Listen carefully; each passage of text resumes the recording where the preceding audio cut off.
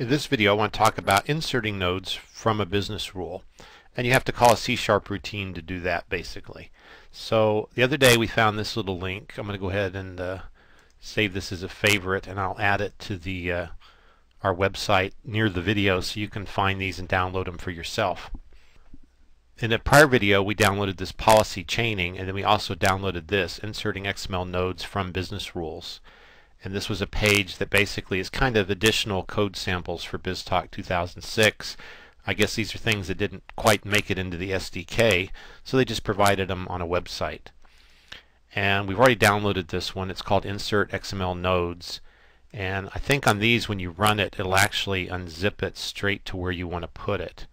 So we're going to go here to Business Rules, and then we'll call it Insert XML Node. And it unzipped 47 files. We come over here and there's Insert XML Node. Created another directory under that, but that's no big deal. And now let's look at the code they give us here. So they have a solution. Let's begin by opening that solution. Okay, now this is a good way to write code and to test code. This is the actually they didn't do it the way I think they should have. Let's look at their code here. So they have a console program. Okay, let's do a show all files here.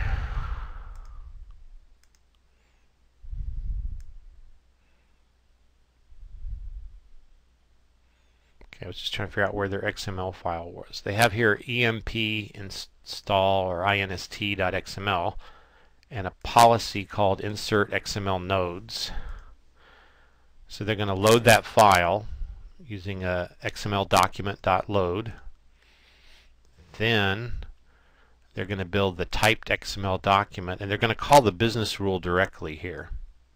So they're going to say policy is new policy. This is going to be the policy name. I'm sorry, that's the document name. Policy name. There's the policy name right there. Insert XML nodes. And then they're going to call the policy and catch any errors and so on.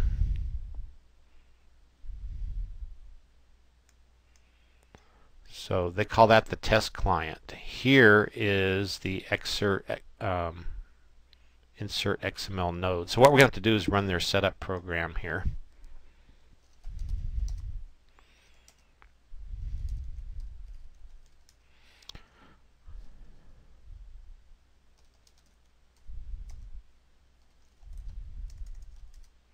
And it's probably going to deploy that business rule. And then what we can do is go to the business rule composer, refresh, and take a look at that rule that it just deployed. By the way, they included their own regedit here. You notice it says setting the static support registry key to 1. So it actually changed your registry. And we talked about how to do that in a prior video. But if you want to know an automated way to do it in a bat or a command file, you can come look at this setup.bat as an example. Okay, so their setup has completed. We're going to go to the business rule composer.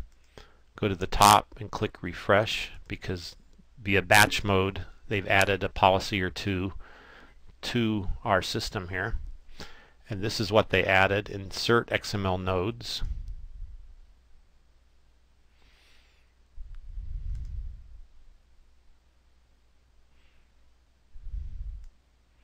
So you can see here they have their own XmlHelper class called add node with value, and you're going to pass the XPath to where you want to add it.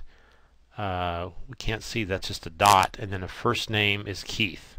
So first name is going to be the element name, Keith is going to be the value. If you look at the last name, and then we have insert location attribute, and we have set last name value. So let's go back to the C# code again. Okay, so we have to do a little bit of reverse engineering here. You notice they're calling a helper class called XmlHelper.addNodeWithValue. So where is this XmlHelper class? So I was looking here and I was expecting to see a DLL library where they had written that, and I couldn't find it. So what I did is I went to this directory called deploy policies, and so when we ran the setup program, they took this disk file and basically deployed it to our system. So I did open with Notepad. So this file will yield to us the secret of where the XmlHelper is. So I look for XmlHelp or helper, and we find right here the class reference, and you notice it says class XmlHelper, and then this is the magic. Assembly is Microsoft Rule Engine. So it appears that in the rule engine itself they have this nice little XmlHelper class, and it doesn't seem to be documented anywhere. So in the past, when I've had to add elements, I've always written my own basically XmlHelper, and here it turns out they have one built in for us. So of course the only issue is where's the documentation for it? So I did a Google here. I searched for Microsoft Rule Engine XmlHelper, and there are a few people who have blogged on it, and then here's the MSDN site, which will usually tell us the information we need to know. So if we click here, XmlHelper class, it seems to be rendering kind of strange in the browser here, but we can scroll down and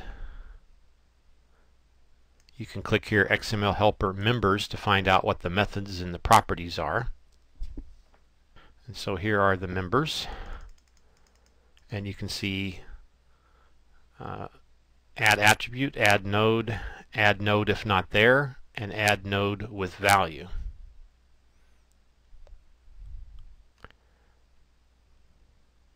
So now to find out the exact syntax of one of these, let's look at our rule to see what they're doing exactly here. So here, insert and set first name. So we're saying here if employee ID is equal to 1 and the guy's name does not exist. So here's a command called exist, and you can basically check to see if an XPath exists or not. So if the XPath does not exist, we want to add it, and we're adding a node with a value. And we can see here there are 1, 2, 3, 4 parms. The one that's a little mysterious is the second parm. So we have XPath, and this is an element name, this is a value, and I'm curious what the dot is there. Is that another XPath? So back to the browser here. And so we click on add node with value.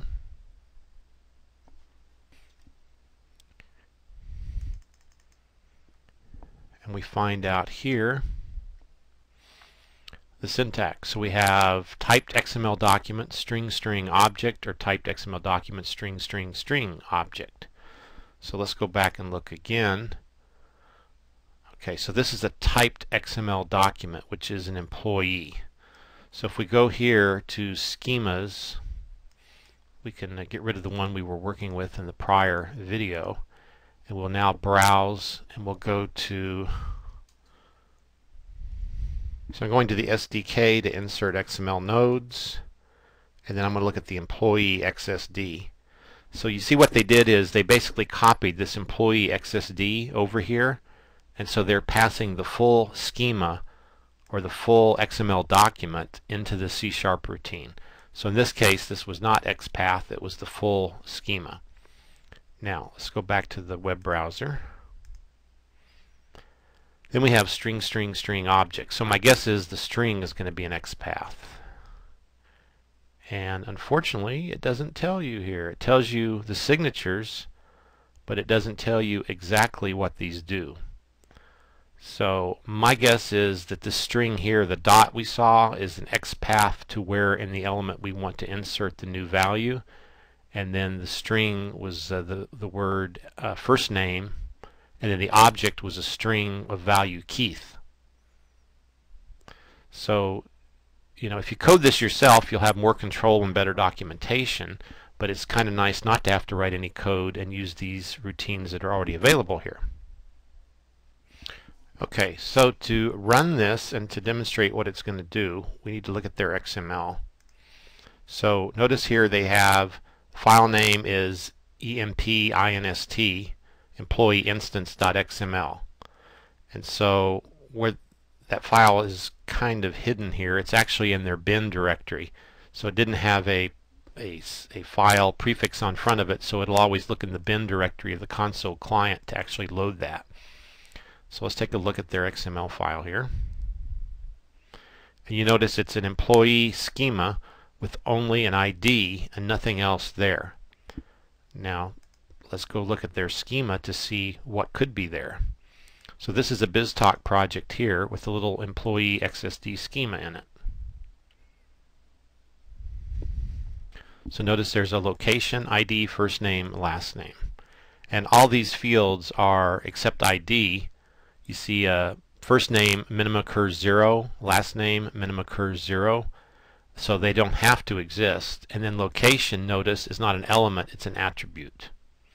So now back to the business rule to understand what they're going to do here. So they're going to take the ID, which exists in our file, and the ID has a value of a 1. And now back to the business rule.